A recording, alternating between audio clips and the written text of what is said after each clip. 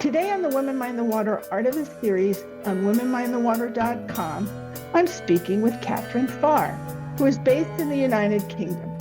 Kathryn is the leader of a global community of women who professionally focus on issues related to water. Kathryn has come to believe that water is a source for female empowerment. Kathryn founded the Community of Women in Water, a network with a membership of more than 1,000 water experts based around the world. The community supports women who are working to create solutions to water challenges.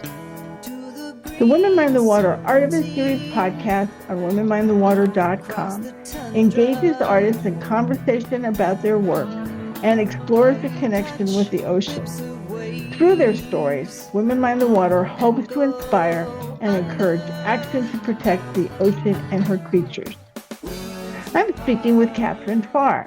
She's accomplished in science, international relations, and community building. Kathryn founded a platform to bring women from different locations together to exchange ideas on topics related to water.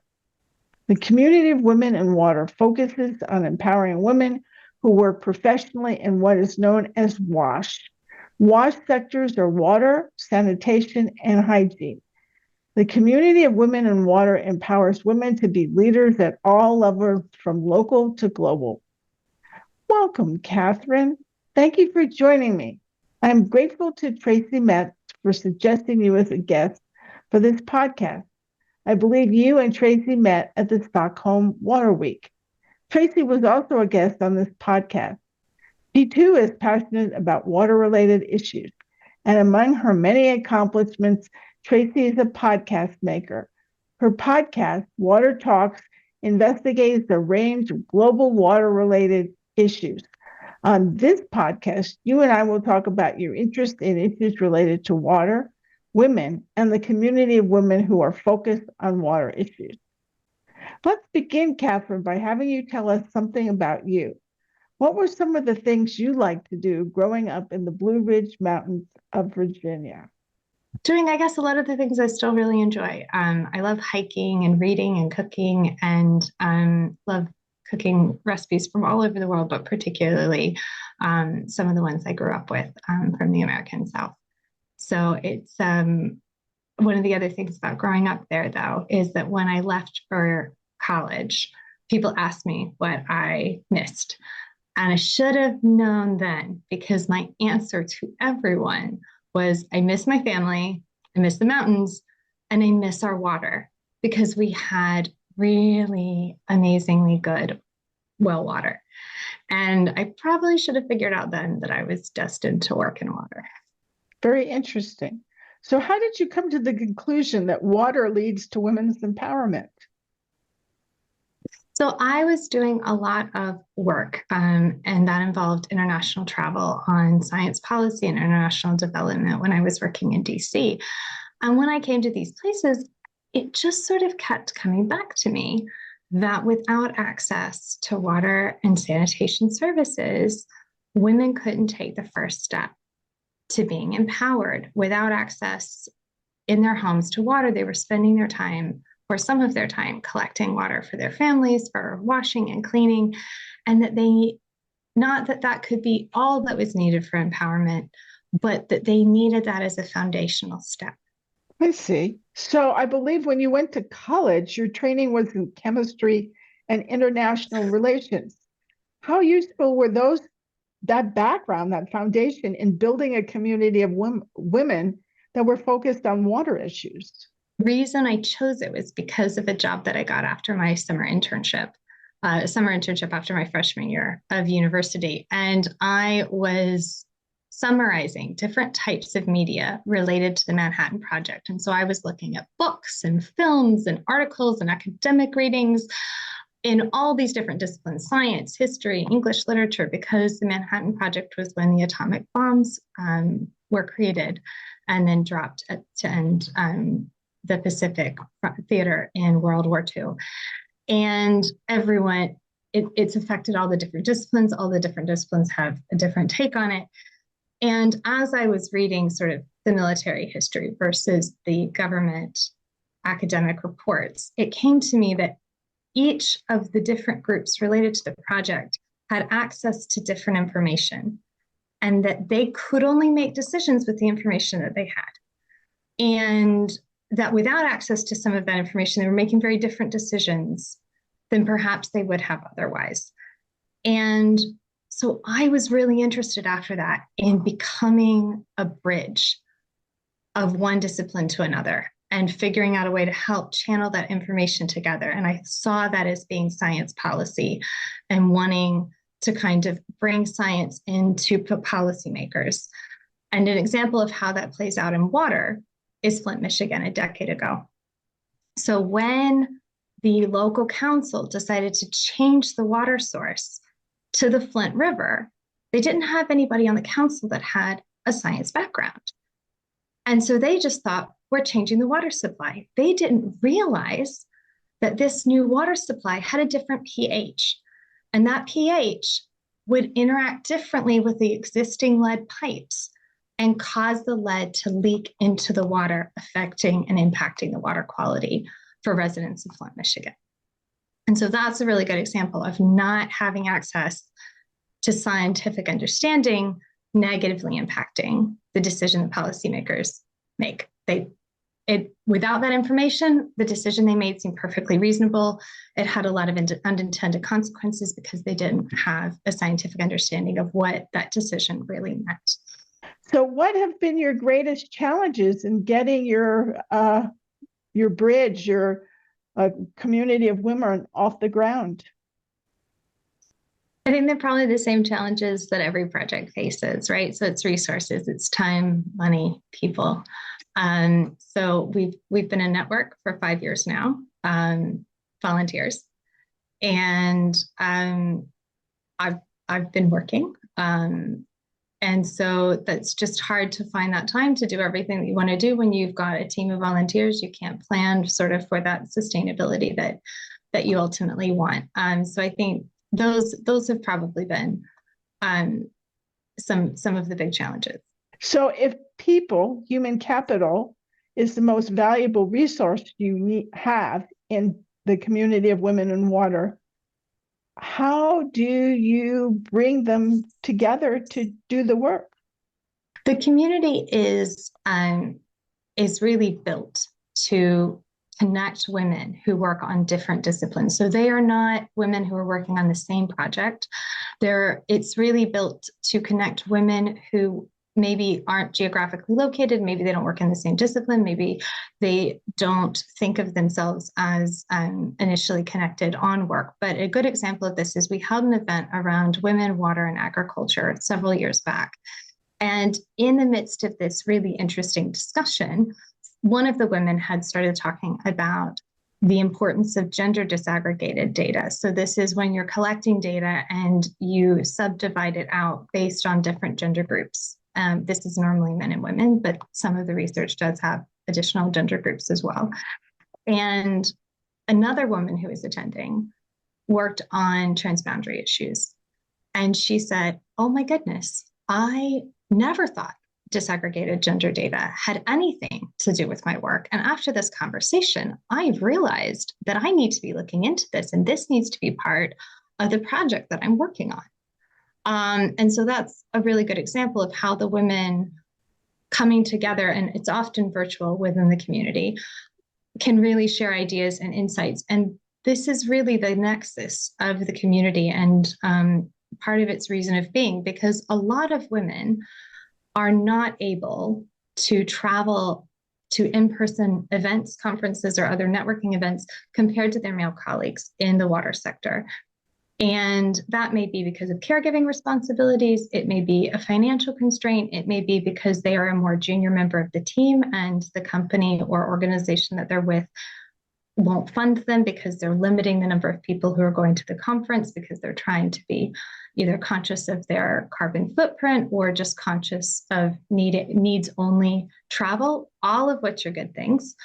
But when those groups get cut down too much, the women are often the ones who are not traveling. And so I wanted there to be a way for these women to engage and build networks and share ideas and communicate with other women that might normally not cross paths with them it got started at a conference back in 2016. So I had this idea, and I was talking to a colleague of mine. She worked in a different country, and we were chatting about how at this conference, most of the speakers had been men. And to be fair, the water sector is 80% male. So it's probably not a surprise that most of the conference speakers are male as well. But there was a lack of variety in the speakers at this conference. And we were saying, oh, someone, we should really do something. Someone should do something. And I didn't have any bandwidth at the time. And I thought, well, someone else will do something. And about 2 years later, I had switched from a full-time job to doing a range of part-time work because I had changed from living in the United States to living in the United Kingdom. And I kind of thought, this is the time. And no one else has done this. So I'm going to do it. And I reached out to the women that I knew who worked in the sector and said, I'm thinking that we kind of need a community and a place to come together. What do you think? What would you need? What would work for you? What are you looking for? And then after COVID, we went from a model that I had originally envisioned where I had thought, well, these women live in different cities and they'll want to get together with the other women in those cities. And so we'll have kind of this model of different meetups happening in different cities all over the world. There are some entrepreneurial groups that meet like this. Coffee for Founders is an example. And we'll all just sort of follow the same format. And that'll be how we're a global community. And I just found that our get-togethers at conferences had really good turnout. But regardless of which city I seemed to try to organize around, I couldn't get those similar numbers or really a strong group of women to come together after work in a city. And so it said, okay, that doesn't seem to be working. And about the time COVID happened, and then we had to go virtual. And it ended up being an amazing thing for the community because all of these women who didn't have the bandwidth to travel 45 minutes across town to go to this meetup, be at this meetup, and then get home, were able to say, hey, I can do a 1-hour online event. Yeah, I can make that work. Did you ever think that the community would grow to more than 1,000 members from across the globe? No, I'm really thrilled and often quite surprised at how big it's gotten. But I guess that just means that there was a need and there still is. So reflecting back on the first 5 years of the Community of Women in Water, what do you think you'd like to have done differently? Well, I was really excited when the virtual pivot worked, and that was very much an accident. So I would have loved to have thought of that before it became necessary, I guess. But I was really pleased that which I had sort of thought, oh, this isn't going to be good. Who's going to show up? And suddenly it was. And a big supporter of the community and a colleague in the water world is Lisa DeBevitz. And she was reaching out to me going, oh, I'm really excited about the community. How can I support? And she actually told me about this concept of virtual facilitation. And I learned how to be more engaging than just kind of a standard talk and Q&A. And so that I felt was something that I did really right, was taking advantage of an opportunity when it came along and really using it to help with how to help women connect better virtually. Because back in 2020, that was a big question mark for I think a lot of us. It was all really new. So Kathryn, tell us about your goals for the next 5 years. I'd love to see the depth of connection among the women grow. And one of the ways that I hope to be able to do all of that is to move from being a network to an entity, so a nonprofit in the next couple of years, and then be able to fundraise and hopefully get staff that can be paid for the amazing work that they do instead of having to be volunteers. And then really create a more sustainable platform that women know that they can rely on. So finally, Kathryn, how would you advise listeners who want to be actively involved in leveraging their passion, their skills in their own communities? What would you advise them on the best way to begin and to then keep on going? I think it's really believing in yourself and then being flexible. So in the last 5 years, I've had 2 children. And that means that some of the things that I had planned to do have not happened on the time scale that I had hoped. And And I've also had to sort of change some things, but it's created really great opportunities for others. And then some things like I mentioned, the versatile facilitation suggestion to take that course that someone told me about and taking advantage of that. And maybe I didn't feel like I had the time, but I made the time. So I think just sort of giving yourself a lot of personal support and a lot of encouragement and a lot of belief in yourself. And knowing that the timeline is probably not going to be the timeline you thought it was, and that's okay. I am so awed and inspired by all the women I've met on all of our virtual and in-person events, the ones that just reach out to me with messages. I mean, these women come from all over the world. They have such a range of backgrounds. They have such a range of insights. And I feel like I'm learning from them all of the time.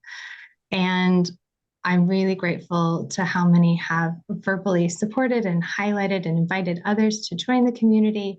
And especially those that have volunteered, to my husband, because of course he does a lot to make this possible. And it's very encouraging. And I say is probably the biggest fan of the community that there is. So Kathryn, I want to thank you so much for joining me on the Women Mind the Water Art of It series podcast. I truly appreciate hearing about your journey and your efforts to empower women to be leaders in water. I'd like to remind listeners that I've been speaking with Kathryn Pharr, the founder of the Community of Women in Water, a global community of women. By connecting with each other, they are better able to tackle water challenges. You can learn more about the Community of Women in Water by going to cwiw.org. Kathryn Pharr is the latest guest on the Women Mind the Water Art of It series podcast. The series can be viewed on Women Mind the Water, Museum on Main Street, and YouTube. An audio-only version of this podcast is available on womenmindthewater.com, on iTunes, and Spotify. Women Mind the Water is grateful to Jane Rice for the use of her song, Women of Water. All rights for the Women Mind the Water name and logo belong to Pam Ferris-Olson. This is Pam Ferris-Olson.